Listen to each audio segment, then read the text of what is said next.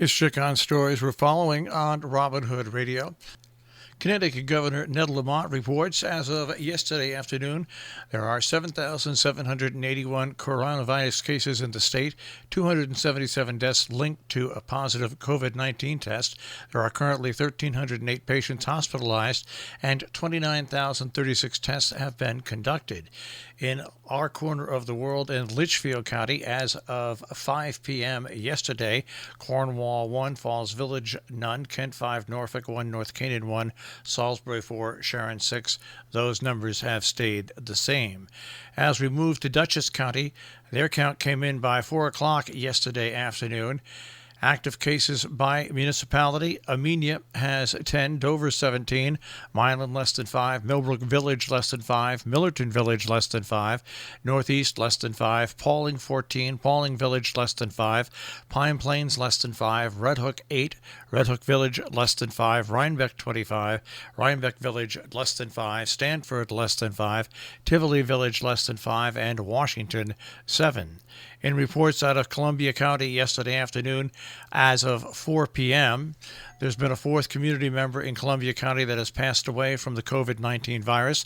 Although they understand the desire for more information, they do everything they can to respect the privacy of the individual and loved ones of the deceased. 72 positive cases now of COVID-19 in Columbia County. 28 of the 72 cases have recovered from COVID-19. 4 of the positive cases are hospitalized, one of those in ICU. They have received 489 test results completed for Columbia County residents. 80 residents are under mandatory quarantine, 21 under precautionary quarantine. There are 8 residents with suspected, not tested cases. And reports out of Massachusetts Department of Public Health yesterday afternoon at 4 p.m. Confirmed cases reported in the state, 13,837, and confirmed cases in the Berkshires, 268. Robin Hood Radio learned yesterday from multiple sources locally that the Walgreens in North Canaan had a report of a sick employee with an as yet unconfirmed diagnosis of COVID-19. That person then self-quarantined. Now, several employees contacted Robin Hood Radio, informing us that it was several days before the employee self-quarantined. We placed a call to the local Walgreens store in North Canaan. We're told the store was temporarily closed until deep cleaning and restocking was completed, and that store opened up a little after 10 o'clock yesterday morning. We also then called Walgreens corporate for additional confirmation on this story. We're told no comment by one person and to please contact media relations by another. We did, and also we're waiting to hear back from Walgreens corporate now over one day. Anybody who was in Walgreens in North Canaan over the past several days and has symptoms of coronavirus, those symptoms may appear 2 to 14 days after exposure based on the incubation period of the MERS-CoV virus. Those symptoms include fever, cough, shortness of breath. You should contact the 211 info hotline, which is available 24 hours a day, 7 days a week. That hotline is for general questions about COVID-19. As per the State of Connecticut website, if you are experiencing those symptoms, contact your medical provider. As of 10:30 yesterday morning, the store had reopened after the deep cleaning and restocking. Meanwhile, a message from LeBon's in Salisbury from Bob LeBon went like this. This virus is a moving target, and at LeBon's Markets, we want to be leaders in keeping our 420 associates and our 30,000 weekly customers safe.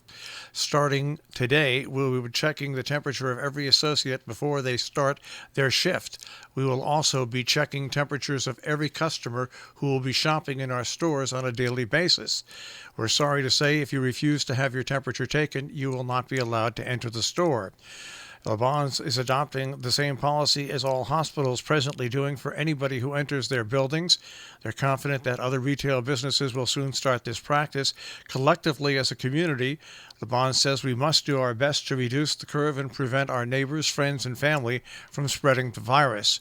And Bob LeBon went on to say, I would like again to thank all our amazing people for their hard work and dedication to serving our communities. To our customers, thank you for your patience and understanding during these very difficult times in all of our lives. We'll get through this if we adhere to all the best practices to keep people safe. That message was signed by Bob LeBon, Jr. The Trans Am Series, presented by Pirelli and Sports Car Vintage Racing Association, have elected to reschedule the Memorial Classic at Lime Rock Park due to concerns over the COVID-19 coronavirus pandemic. Originally scheduled for Memorial Day weekend, May 22nd, 23rd, 24th, and 25th, the Trans Am SVR race weekend will now be held at Lime Rock October 16th and 17th. The change is part of Trans Am and SVRA's revised 2020 Speed Tour calendar. To fulfill the vision of this family-friendly weekend series, officials believe rescheduling the October will provide to be a safe option for fans and all who are involved with producing the event.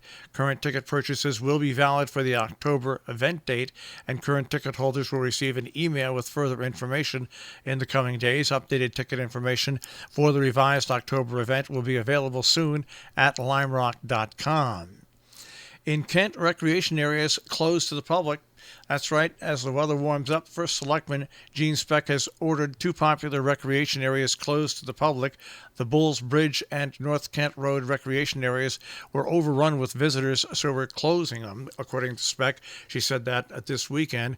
Both those areas have become a huge draw for out-of-town visitors in recent years because both do not require an admission fee. However, visitors also have caused a number of problems with trash and not following rules in the past, but now the issues can be life-threatening due to the COVID-19 outbreak. A story by Ruth Epstein in the Republican American yesterday. In Falls Village, the proposed municipal budget shows a slight increase. First Selectman Henry Todd told all he understands it's important to keep costs down. Enrollment of the town's students at Housatonic Valley Regional High School. Todd said the Board of Finance may have to go deep into its surplus this year to cover the budget. A meeting on Zoom is scheduled between the Boards of Selectmen and Finance at 6:30 next Monday. Only board members will be able to speak. Instructions to join the meeting will be posted on the town's website. It's going over the proposal, Todd said. The increase of $5,000 to $13,000 in the 107 Main Street account is for a variety of maintenance needs as well as renovations to the first floor of the town-owned building. Currently used as a home and art studio by a resident, it's going to be converted into a farm market space. And a story by Lynn Mells-Worthington in the Republican American. The Kent Board of Selectmen has approved its proposed $3.9 million budget for 2020-21.